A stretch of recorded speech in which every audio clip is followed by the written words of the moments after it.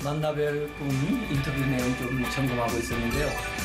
준비하면서 보니까 정말 귀한 분이고 꼭 만나뵈고 싶은 그런 마음이 불뚝같이 드네요. 여러분도 누군지 궁금하시죠? 네, 저하고 함께 가보시죠.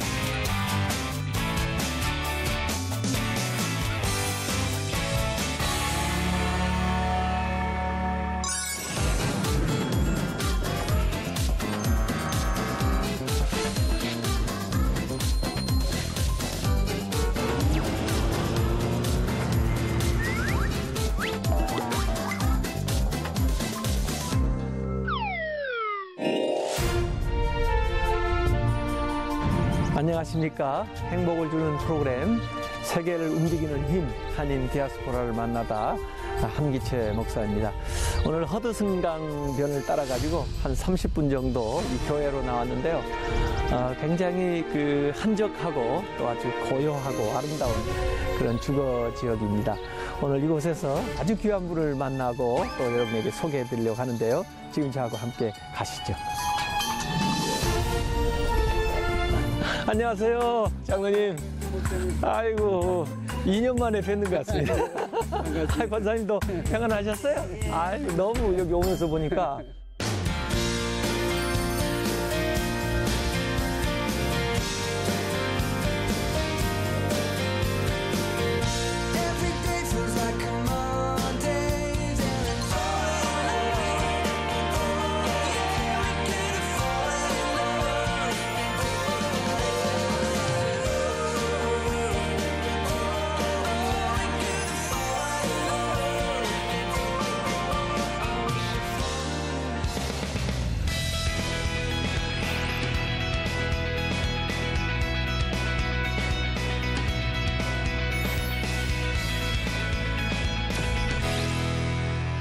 네, 이 미국 말에 스윗 홈이라는 게 있잖아요. 아주 네. 즐거운 나의 집. 돌아보니까 굉장히 아늑할 뿐만 아니라 이 주변 이렇게 장식해 놓은 게 완전히 주님의 성전 안에 들어와 있는 그런 느낌이 들어요. 그래서 좀 이따가 한번 집도 소개해 주시면 좋겠고요.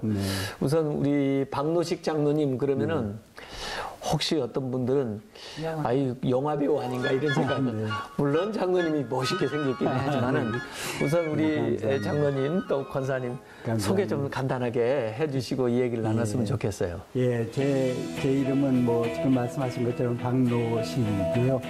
현재 섬기는 교회는 파라모스, 뉴저지의 파라모스에 있는 필그림 교회 양충일 목사님 담당하시는 교회 장로로 섬기고 있고요. 그리고 실버성교회, 실버성교회도 대표님은 양충일 목사님이시고 제가 부대표로 지금 사역을 담당하고 있습니다. 그러니까 사실 장로님은 시무장로는 사실 마쳤는데 여전히 사역을 하고 계시군요. 권사님은요? 저는 박수영 권사고요. 사실은 미국에 왔기 때문에 또 결혼했기 때문에 성을 박씨로 이렇게 바꾼 거죠. 저는 이수현인데 이름 바뀌어가지고 저희 교회는 전부 남자를 따라서 성이 바뀌어져요. 그럼요. 보니까 어제 생신 파티한 걸로 알고 있는데 80이 됐어요. 벌써요? 전혀 믿기지가 않아요. 정말 행복하게 또 은혜 안에서 사시니까 이렇게 아름답고 또 이렇게 젊어 보이시는 것 같아요.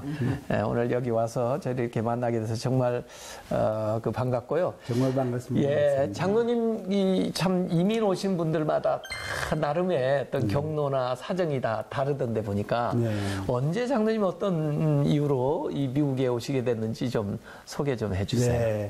저는 유학생 이제 시험 보고 유학생으로 1962년도에 2년도 크리스마스 전에 인천항에서 배를 타고 배 타고 오셨어요? 배를 타고 그러고 미국에 왔어요. 얼마나 걸리죠? 배 타고 그 당시에? 그때 크리스마스 전에 떠났는데 여기 미국 샌프란시스코 도착한 게 1월 16일이었어요. 그러니까 한 25일, 한 3, 4일 걸린 셈입니다. 그래요? 배멀미 안 하셨어요? 배멀미 안 하고 그냥 2만 톤짜리 군인 수송선이거든요. 그게 네. 그 제너럴 솔튼 호라고 2만 톤이고 우리는 이제 그 군인들 이제 본국으로 돌아오는 군인들 그 트루 클래스에 같이 타고 왔어요. 미군들 돌아올 때. 예. 그래서 이제 인천항에서 떠나가지고 요코하마에서 좀 오래 있었죠. 그래가지고 시간이 오래 걸렸지만 항해 기간은 그렇게 오래 안 걸린 것 같아요. 아, 그래요? 예. 그러니까 이민 오신 분들의 이제 경로를 보면 그렇게 정말 초기에는 배 타고 오셨고, 네. 그 다음에는 나중에 일본에 가서 우리나라 국적기가 없었기 때문에 일본 비행기 타고 오셨다고 하고, 또 나중에는 여의도에서 이제 비행기 떠가지고 그렇죠. 오고, 또 앵커리지, 알래스카 거쳐서 오고, 요새는 이제 직항으로 이렇게 오지만요. 그렇습니다. 그동안 참 세월이 많이 지냈을 것 같은데, 그때 참 권사님 또 같이 오셨어요? 배 아니요, 타고? 저는 저기 1년 후에 저기 뭐야 이 양반이 하도 빨리 오라고 난리 치는 바람에 그래서 제가 신문사에서 일했었거든요. 그래서 거기서 커레스폰덴트로 왔어요. 어쨌든 장로님이 먼저 와서 기반을 잡으셨는데 그때 무슨 목적으로 오신 거예요, 처음에는? 예, 저는 이제 원래 한국에 있을 때는 그 정치 지망생이었어요. 그래서 어떻게든지 정치에 입문을 해야겠다 이런 생각을 하고 그때 당시에 이제 정치를 하시는 분들을 이렇게 쭉 보면은 미국 유학생의 백그라운드가 많더라고요. 그래서 이제 졸업을 하고 나면은 미국 유학을 가가지고 PhD를 하고 오면은 그래도 그 정치에 입문할 수 있는 그런 기회가 있을 거다 이렇게 생각을 하고 60년대 이제 겨울에 이제 미국에 오게 됐습니다.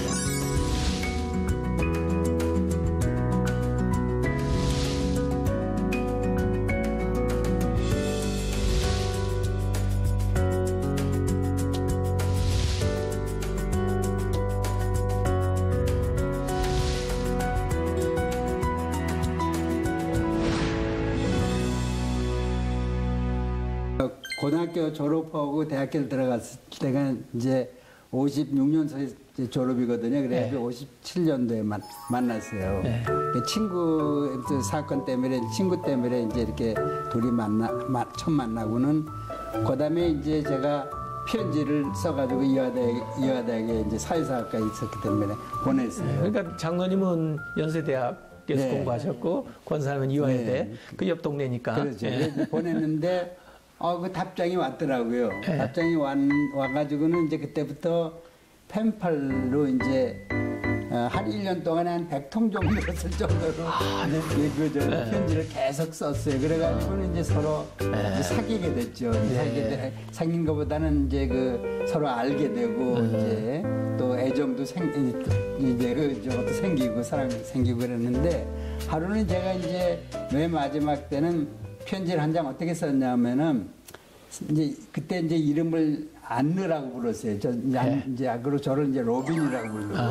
이제 사랑하는 안느하고 말이에요. 로빈 아주 로맨틱한데요. 그러면서 첫눈이 내리는 날 명동 성당 앞에 옛날에 청탑다방이라는 게 있었어요. 청탑다방에서 만납시다. 이렇게 이제 편지를 썼어요. 첫눈이 오는 날 몇 시인지는 얘기 안 하시고요? 몇 시고 뭐 이런 거 안 하죠. 몇 시라고 얘기했죠. 날짜도 1시 반부터 3시 사이. 권사님 기억이 정확해요. 그래가지고 이제 편지를 보냈거든요. 근데 이제 첫눈이 안 내리잖아요. 그러니까 그거에 따라 눈이 안 와요. 근데 하루는 진짜 진눈깨비가 탁 내리더니 한 오후부터는 이제 이게 눈이 되더라고요. 그래서 나는 이제 흥분이 돼가지고 이제 나오겠지 이래가지고는 부랴부랴 이제 청탑다문으로 나갔어요. 근데 그 명동 성당에서 우리가 그 학생 서클 할 때 계속 거기서 이제 모였거든요. 그러니까 이제 고금방에서 가끔 만나고 그러니까 청탑다문에서 이렇게 기다리고 있는데 정말 나오는 거예요. 왔어요? 딱 나왔어요. 요새는 지역별로 눈이 내리는 데도 있고 안 내리는 데도 있고 그러는데. 그래가지고는 이렇게 보니까 저쪽에서 문을 탁 열고 들어오는데 달덩이 같은 탁 여인이 마우프라 탁 하고 쏙 들어오는 거예요. 네. 이거 흥분이 됐지. 너무 멋있었겠는데. 그래서 그때 처음으로 이제 이게 컨택트가 됐어요. 그래가지고는.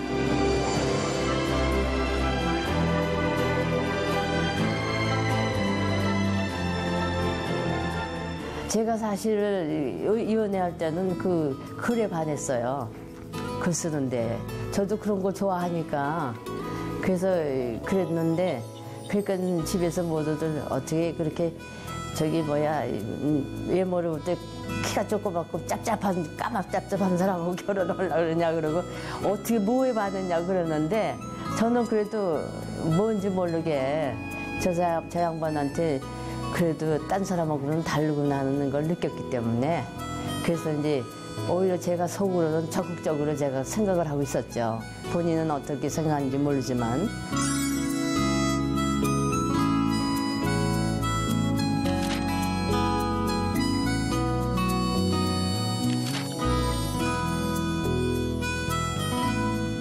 내조가 굉장히 중요할 것 같은데 권사님은 어떤 식으로 돕고 계시나요? 이 장로님 사역을. 실부 선교회에서 뭐 앞장서서 저기 선교하는 장로님들이나 목사님들 다 있지만 네. 저희는 여자들은 해야 할 일 있잖아요. 네. 서브하고 훈련 중에 서브하는 거. 네. 그 음식 준비도 좀 해야 되고 네. 여러 가지로 하면서 그 뒤에서 잘 잡으라는 일들이 많아요. 예. 여자들이 할 일이요. 예. 그래서 그 봉사하면서 네. 선교 나갈 때는 같이 또 부부가 나가고요. 부부가네요. 같이 예. 합석해서요. 예. 그러니까 그 겉으로 보기에는 아무것도 우리가 여자들이 봉사 안 하는 것 같이 보이지만 예. 인사이드에서는 참 수고들 많이 하고 있어요. 예. 그러시군요. 네, 그렇죠. 장로님 오늘 우리 온다고 뭐 좀 준비해서 대접하겠다고 그러시는 네. 것 같은데 종종 주방에 가셔요? 예, 주방에 가서 가끔 저기 음식 제가 해서 예. 그래서 같이 먹고 그러는 그러셨습니다. 우리 한번 주방에 가서 장로님 뭐 하는가 한번 볼까요? 예, 그렇죠.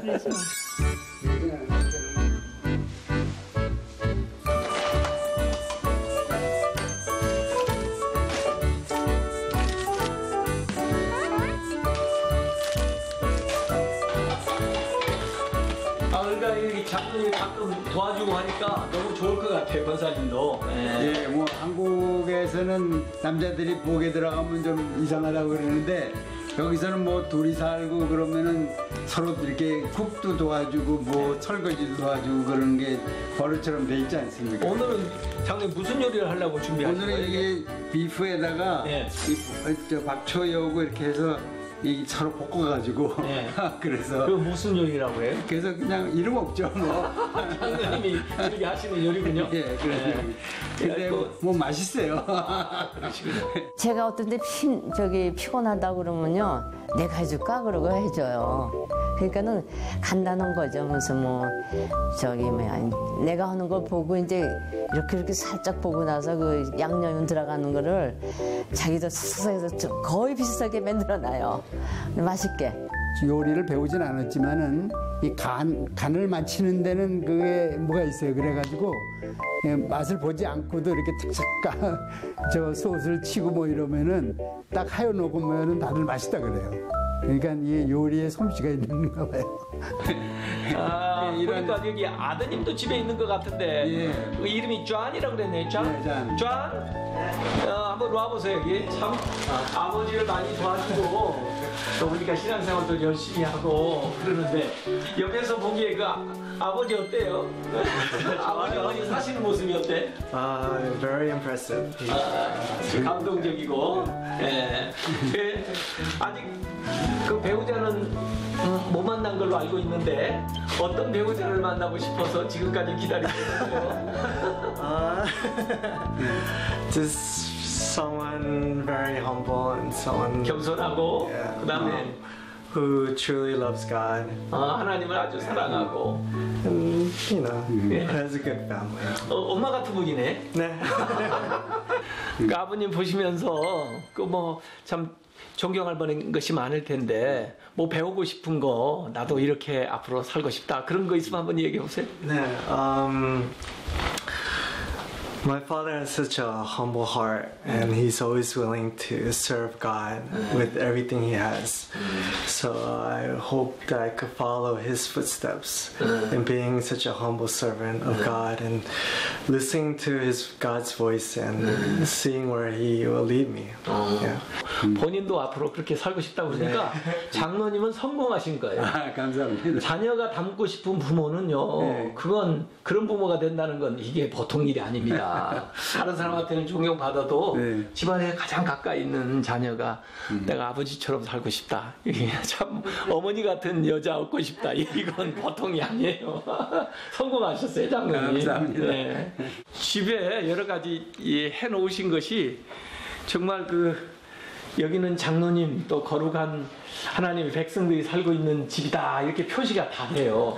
여기 보니까 시편 23편 이렇게 써놓았고 이게 이제 아프리카 쪽에 가면은 저기 우간다나 케냐 가면 이런 십자가 저도 십자가를 좀 모으는데 거기서 좀 만들고 말라위 말라위 선교사님 지원하셨어요? 말라위 선교. 거기 선교사님이 참 교도소 사역하고 그러잖아요. 그래서 아마 제소자들이 만들어가지고 우리 실버 선교에서 뭐 한 분이 거기 가 있으셨어요. 그러셨군요. 저도 이 십자가가 있어서 눈에 익어서 그러거든요. 그 사역하는 분들에게서 이제 온 이런 것들도 있고, 아래층이 이제 따로 있고, 여기는 이제 뭐 방이고, 방도 보여줄 수 있어요? 뭐 되게 좀 지저분하지만 그래도 여기가 우리 여기 침실이고요. 이렇게 또 어김없이 딱 십자가가 있고, 그렇습니다. 여기는 누가 쓰시는 방이에요? 여기 제 방이에요. 그래요? 아주 정돈이 아주 잘 돼 있네요. 기도하고 성경 있고. 그리고 보니까 권사님 손녀들이 셋이라고 그랬죠?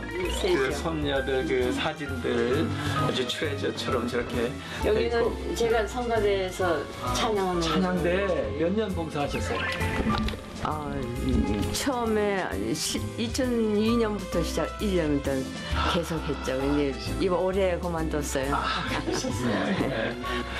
참 살아오신 연륜이 그래도 느껴지는데, 이야, 이 역사는 오래 지나오셨는데 그래도 여전히 아름답고 젊어 보이셔서 너무 좋습니다. 권사님이 쓰셨나요? 누가 뭐 시를 써놓은 것도 있어요. 이거 장로님이 쓰신 시인데 사랑하는 안내에게, 아까 권사님 안내라고 그런다고 그랬는데 결혼 38주년, 현재는 몇 주년이세요? 51주년입니다. 50주년 미국에서 뭐라고 그러죠? 골든 애니버서리죠. 금원식. 대단한데 긴 세월이 훌쩍 지나 애띤 안내의 얼굴에 관록이 붙어 더 멋서만 보이는 나의 영원한 애인. 파란 10월의 창공을 꽉 채운 환한 모습. 하나님 우리를 사랑해요. 넌지시 힘을 주는 당신은 나의 영원한 사랑일세. 너무 해가지고 너무 멋있게 써놓으셨네. 그러니까는 저거 읽을 때마다 이 사람이 나를 이만큼 그래도 사랑했구나 하는 생각이 나서 그래서 그냥 저렇게 해놓은 거죠. 아직도 이렇게 많이 챙겨주시네요, 생일은. 아주 그냥 늙으니까 더 챙겨주는 것 같아요.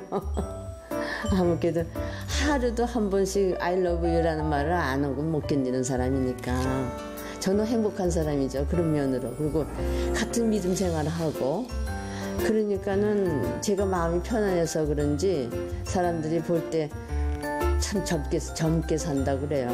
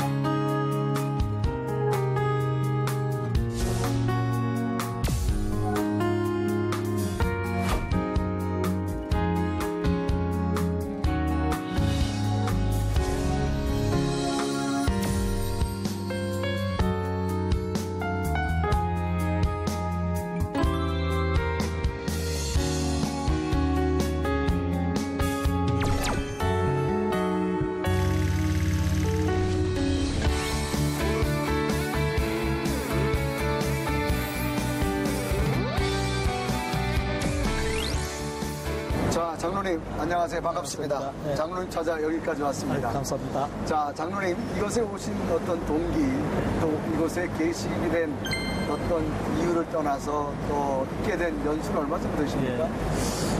제가 베트남에 온 지는 한 22년이 됐습니다. 네, 오래되셨습니다. 예. 처음에는 그 호롱상사라는 회사의 주재원으로 1994년에 네. 왔습니다. 아, 회사의 직원으로? 네, 그렇습니다. 그렇게 하고 그 99년까지 네네. 주재원으로 근무하고 네. 서울에 이제 귀임을 했다가 네네. 그 회사를 그만두고 아펙스 글로벌이라는 제 회사를 설립했습니다. 한국에다가? 네네. 네. 그 회사에서 생산 공장이 필요해서 네네. 베트남에 근무했던 인연으로 네. 아펙스 베트남을 설립하게 됐습니다. 네. 그래서 그게 벌써 22년이 됐군요. 자, 22년 굉장히 참 오랜 시간으로 생각되어지는데요. 자, 그러면 아펙스 글로벌 회사 잠깐 소개 좀 부탁드릴까요? 예. 아펙스 글로벌은 뭐 미국이나 이런 네. 이태리, 프랑스 같은 데에서 의류 오다를 받았어. 의류 계통에? 네. 의류 오다를 받아서 원부 자재를 구입하고 네. 베트남에 보내서 이 공장에서 옷을 완제품으로 만들어서 수출하는 그런 네. 일을 하고 있는 겁니다. 아, 자, 보시다시피 장로는 굉장히 봉제들이 아주 활성하게 네. 잘 움직여지고 있는 것 같습니다. 자, 근데 우리나라 봉제하면 60, 70년대 거의 우리는 거의 마무리되지 않았습니까? 네. 여기는 지금 시작되는 것 같은데 어떻습니까?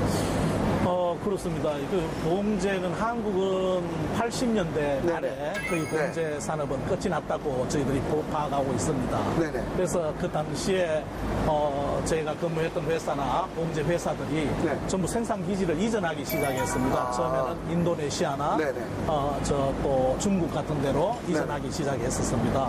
근데 저는 뭐 베트남에 근무했던 인연으로 네네. 베트남에 공장 설립을 하고 생산 기지를 이쪽으로 보내왔던 거죠. 지금은 아마 이 봉제가 베트남의 주력 사업 중에 하나라고 여겨지는데 어떻습니까? 네, 그렇습니다. 2012년까지는 네네. 봉제가 제1산업이었고 네. 또 수출도 최고의 제1 수출 산업이었습니다. 네네. 근데 2012년부터 삼성전자를 비롯한 그 전자 회사들이 많이 들어왔습니다. 네네. 그래서 그런 회사들이 들어오면서 봉제 산업은 수출 2위로 네. 밀려나기는 했습니다만 여전히 아직도 한국의 큰 회사들, 봉제하는 회사들은 거의 다가 베트남에 큰 생산 기지를 갖고 있습니다. 그래서 많은 기업들이 아마 여기로 오면서 네. 기업의 기회의 땅이라 그런 네. 생각을 하고 오시는 분들이 많은 것 같은데 장로님은 어떻습니까? 예, 생산적인 측면에서는 네네. 베트남이 기회의 땅은 분명히 맞는 것 같습니다. 네네. 여기 여러 베트남의 젊은 인구들이 생산 인력들이 많이 있으니까요. 그렇지만 전반적인 우리가 기회의 땅으로 봤을 때는 네. 기회의 땅이라는 걷는 것은 또 그만큼 노력을 하면 그만한 대가를 얻어야 되는데 그렇죠. 여기는 그런 측면에서는 조금 평가하기 어렵습니다. 왜냐하면 생산 기지로의 역할들은 하지만 네. 어떤 시장으로서의 역할은 너무나 경쟁이 치열합니다. 세계 기업들이 다 들어와서. 그렇습니다. 네. 한국 기업뿐만 아니라 세계 기업들이 다 들어와서 그래서 거기에 살아남는 기는 쉽지 않기 때문에 네. 막연히 기회의 땅이라고 하기에는 조금 어떤 어렵습니다. 실력과 경쟁력이 그렇습니다. 수반돼야 네, 되겠습니다. 네, 자, 이 호치민 하면 네. 그래도 경제적인 도시잖아요. 그럼 네. 한국인들의 기업이 얼마 정도 됩니까? 호치민에서 한국 기업들은 한 3천여 개라고 하는데요. 네네. 전부 베트남은 전체적으로 이거 아시다시피 긴 나라이기 때문에 네네. 한 1650km라고 얘기를 합니다. 굉장히 길더라고요. 네네. 네. 그래서 하노이 중심에서 하노이 한국 기반 투자 업체들이 있고요. 네네. 또 중부 지방에는 그 다낭이라는 시를 네네. 중심으로 또 구성이 되어 있고 이 호치민은 호치민 중심으로 남부 지방이 투자 한국 국가가 구성이 되어 있습니다. 네네. 그래서 전체적으로는 4,000개, 호치민 주변에는 한 3,000개 한국 업체가 와 있다고 합니다. 22년 동안 거의 사셨는데 여기 살아보시니까 베트남 사람들이 다른 타 외국에 대해서 어떤 생각을 어떻게 주로 많이 가지고 있습니까? 이 베트남 사람들이 보시면 아시지만은 참 상냥합니다. 네. 어떤 겉으로 보이는 것은 배타적인 부분들이 잘 안 보입니다. 네네. 사실 우리 한국과도 생각해 보면은 사실 나쁜 기억의 역사가 있지 않습니까? 네네. 그렇게 하지만 전혀 이 사람들은 표를 내지 않습니다. 네. 그게 과연 이 사람들의 진심에서 그렇게 표를 안 내는 것인지 네네. 아니면은 지금 어려우니까 네. 지금 그걸 참고 있는 건지는 저희들도 사실은 잘 모르지만 네. 지금 겉으로 이렇게 보기에는 주변 국가의 사이가 그렇게 나쁜 적은 없습니다. 단 우리가 일본하고의 관계가 별로 좋지 않듯이 네. 국경을 맞이한 중국하고는 조금 사이가 좋지 않는 것으로 여러 문제들이 발생하고 있습니다. 자, 그럼 중국과의 관계가 안 좋은 이유가 뭐 특별히 있을까요? 그게 역사적인 부분들에서는요. 네. 베트남은 중국의 거의 1000년 정도의 그 식민지라고 막 당연히 뭐 그 정치적인 지배를 받지는 않았지만 네네. 그 많이 억압받았다고 생각을 하는 사람들입니다. 베트남이 네. 그렇게 있고 그다음 그 국경 분쟁이 항상 있습니다. 국경을 분쟁. 맞이하고 네, 있기 네. 때문에 북부 지역에 국경 분쟁이 항상 있다 보니까 그런 말씀들이 계속 있는 것 같습니다. 네. 자, 그런 어떤 그 베트남과 중국과의 관계, 어떤 국경의 분쟁의 문제 속에서 얼핏 들으니까 장로님 그런 와중에 네. 장로님의 어떤 큰 지나간 시간에 아픔과 참 눈물이 있었던 걸로 제가 잠깐 이야기 들었는데 어떤 이야기예요, 장로님인데? 그것도 뭐 국가 분쟁 중에 하나인데요. 지금도 뭐 네네. 이 중국과 이 주변 국가들하고 문제 중에 하나가 네네. 남중국해에 그 여러 섬들이 많이 있는데 네네. 그 섬 소유권 분쟁이 있지 않습니까? 네. 2014년에도 그 중국이 그 인공섬들을 연결해서 인공섬을 남중국해에다가? 네네.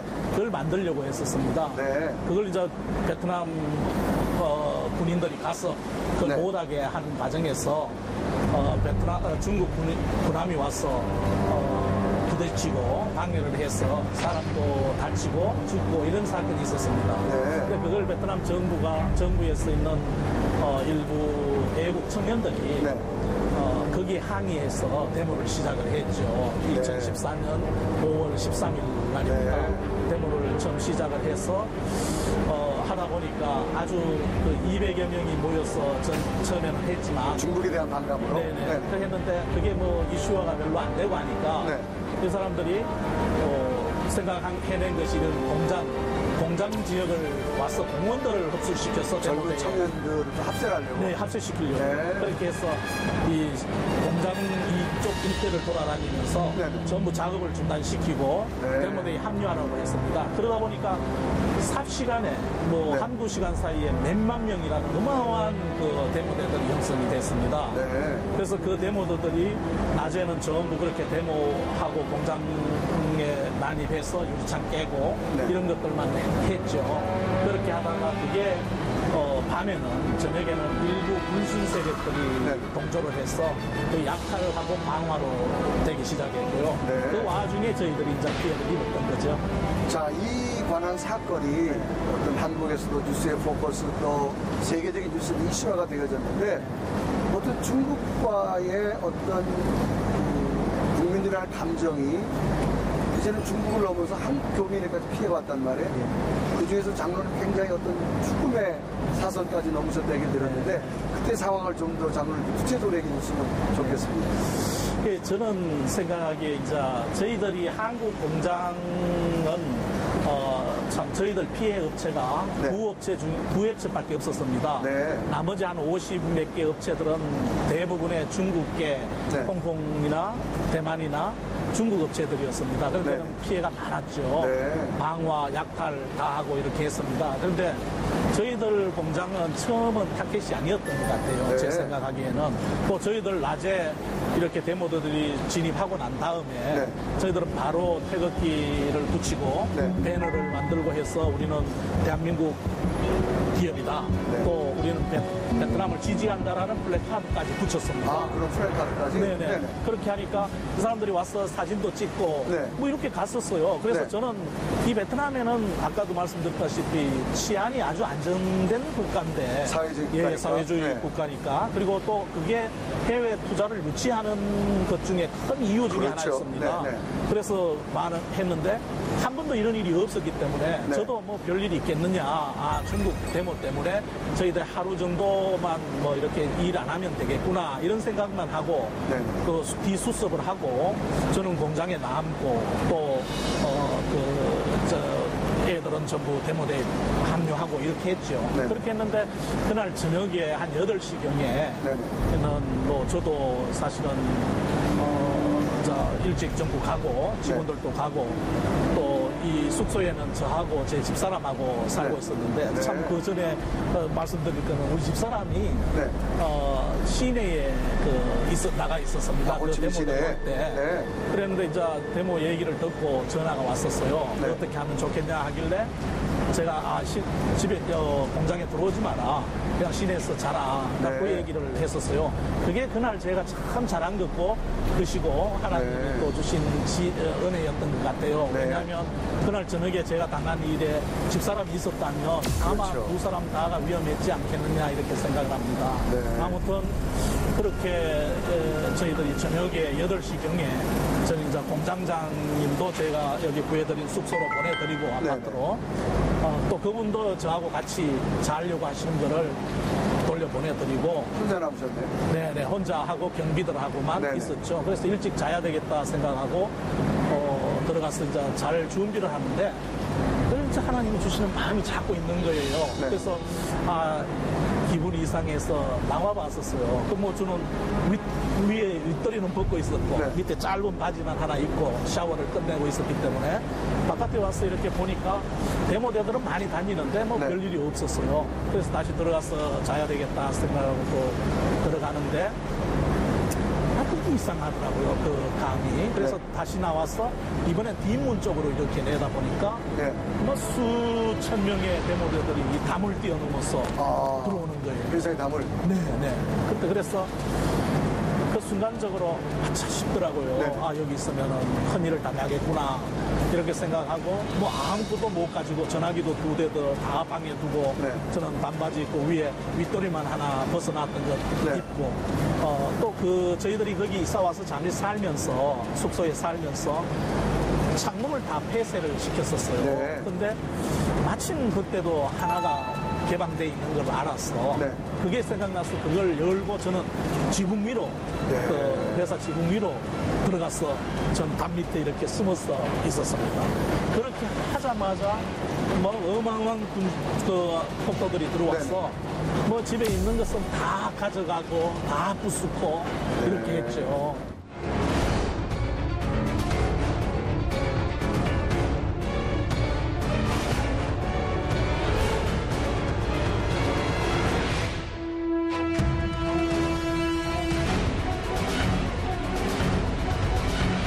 폭도들은 제가 사실은 그 지붕 위에서 도망갈 수 있는 길이 없을까 하면서 바깥으로 내다봤을 때 사실은 그 폭도들이 집 안을 부수고 훔쳐가고 하는 것은 제가 숨어 있었기 때문에 그 유리가 깨어지는 소리와 그다음에 부수는 소리 함성 이런 것들 때문에 제가 정신이 없이 숨어 있었던 거고요. 굉장히 놀랐지만 그래서 어쨌든 제가 할 수 있는 현장이 없으면서 제가 할 수 있는 거는 다 하려고 굉장히 막 애를 썼어요. 밤 11시 넘어서 총영사관에 2번이나 제가 전화를 해요. 총영사님하고 2번이나 전화를 해서 막 제가 맞고 뭐라고 했죠. 그리고 영사님들하고 통화도 많이 했고.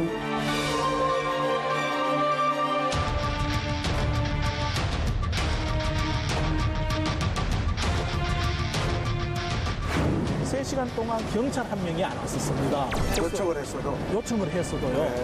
그래 하니까 제가 그런 생각이 들더라고요. 이 나라가 원망스러운 것은 제가 외국인 투자 기업이고 또 더 보호받기 위해서 공단 안에 들어와 있고 법적 절차를 받아서 들어와 있고 또 저희들이 여기 이사 와서 살고 있는 지가 한 10개월 됐었는데 경찰에 거주하고 있다는 신고도 다 했고 이렇게 했음에도 불구하고 그 신고가 들어갔는데도 경찰 한 명이 못 오니까 정말 나중에는 제가 이 성장 베트남 우리나라 같은 도지사죠 만나서 그런 얘기를 했습니다. 이게 어떻게 국가냐고 얘기를 했습니다. 이게 그런 외국인 보호를 투자했는 업체를 보호 못 해주는 정부가 무슨 정부냐고 얘기를 했고요. 네. 또 우리 한국 대사님도 여기 오시고 총영사님도 오셨는데 한테도 그렇게 얘기했습니다.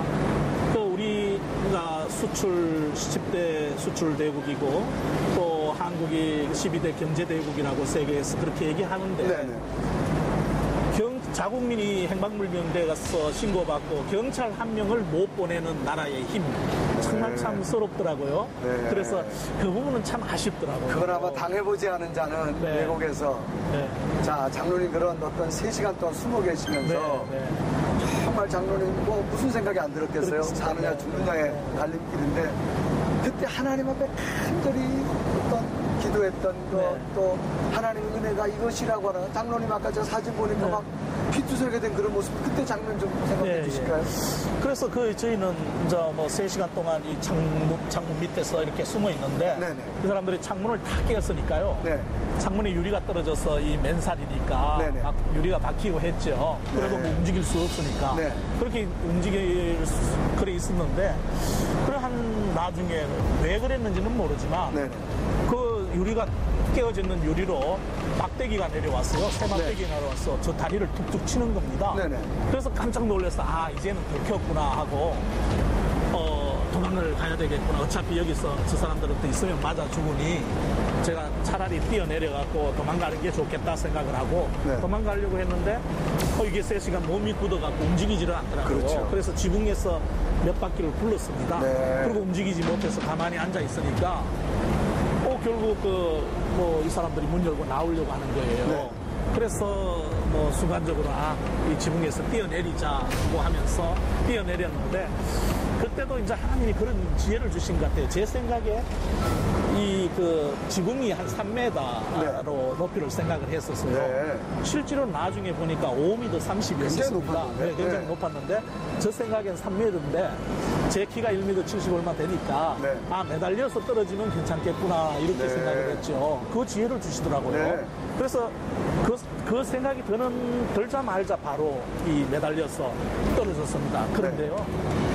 하나님이 저를 기절시켜 주셨어요. 생각이 안 납니다. 떨어졌는 충격과 아무 기억이 없어요.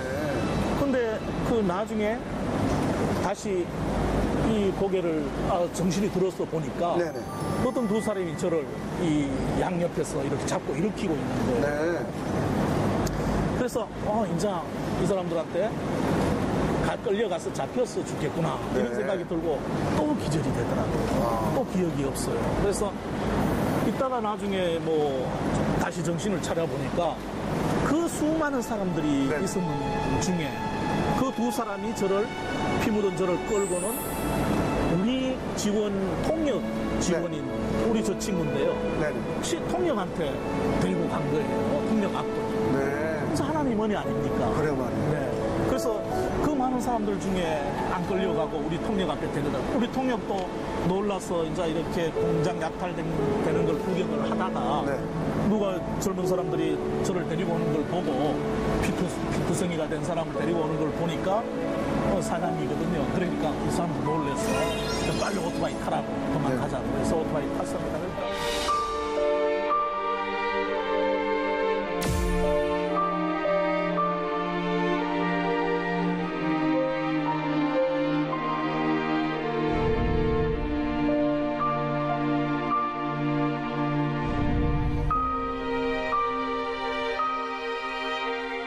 그건 정말 하나님 은혜입니다. 제가 지금도 살고 있고 지금 누구한테라도 저는 2014년 5월 13일은 제가 죽은 날이라고 얘기를 하고 있고요. 저는 그렇게 믿고 있습니다. 하나님이 나머지 그 이후에 저를 목숨을 살려주신 거고 과연 하나님이 지금도 하나님이 왜 그렇게 목숨을 살려주셨나라는 모든 거 하나님이 하셨다. 그런 확신이 있었습니다. 뛰어내렸고 다치지 않았고 또 극적으로 또 통역 앞으로 갔고 또 누군가의 이렇게 도는 손길이 있어서 이렇게까지 왔다는 소리 들었을 때 저와 남편이 정말 확신했어요. 그거는 하나님이 이렇게 천사를 보내셨고 생명만을 해야지 말라는 그렇지만 이 모든 것을 허락하실 적에는 사실이 있다고 이렇게 생각을 했습니다. 자, 오늘은 제가 장로님의 가정을 직접 방문했습니다. 자, 장로님, 여기서 보니까 더 멋있어 보입니다. 세상에 아름다운 것이 참 가정이라 그랬는데, 장로님 가정 보니까 아주 굉장히 아름답습니다. 우리 장로님 건강하신데, 건강할 때는 권사님의 내조가 참 중요하신데, 우리 장로님 좋아하는 음식이 어떤 겁니까? 아무 음식이나 잘 먹는데요. 아무거나 잘 먹는데 주로 이렇게 시골스러운 음식 그런 걸 참 좋아합니다. 네. 쌈이라든지 뭐 그런 거 좋아해요. 네. 자, 가정은 우리 삶의 어떤 회복을 시켜주고 새로운 용기를 주는 것인데 두 분이 가정생활 속에서 힘들 때마다 참 기도 많이 하셨을 텐데 두 분이 정말로 간절히 기도할 때는 어느 시간이 가장 좋다고 생각되어지십니까? 아무래도 새벽 시간이 제일 새벽 시간에. 네. 새벽에 저희들 같이 기도는 못 드리고요. 따로 앉아서 기도를 드립니다. 기도하면서 하루를 출발하는 거. 네. 자녀들 좀 어떻게 키우셨습니까?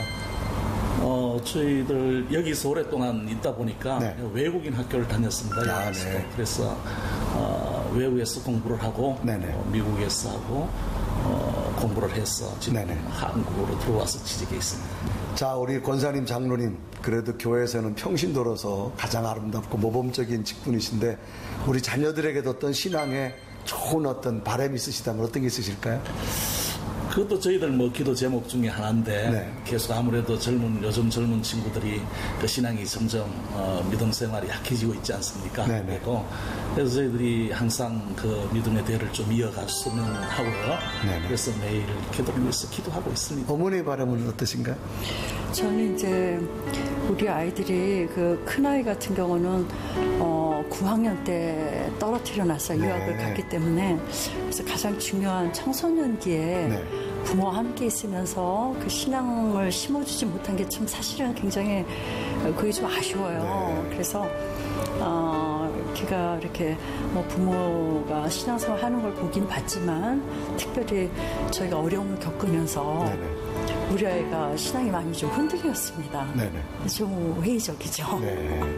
그래서 지금 제 바람이 있다면 우리 아이들이 정말 세상에서 살아가면서 가장 중요한 거 요즘 젊은 사람들은 정말 물질 위주지 않습니까? 그런데 어려운 가운데서도 항상 하나님을 붙들고 하나님이 축복해 주시는 인생이 가장 복된 인생이라는 거를 좀 깨달았으면 좋겠어요. 그것은 걱정할 거 없어요. 두 분이 여기서 기도해도 하나님이 그 두 자녀의 앞길은 하나님 반드시 인도합니다. 아멘.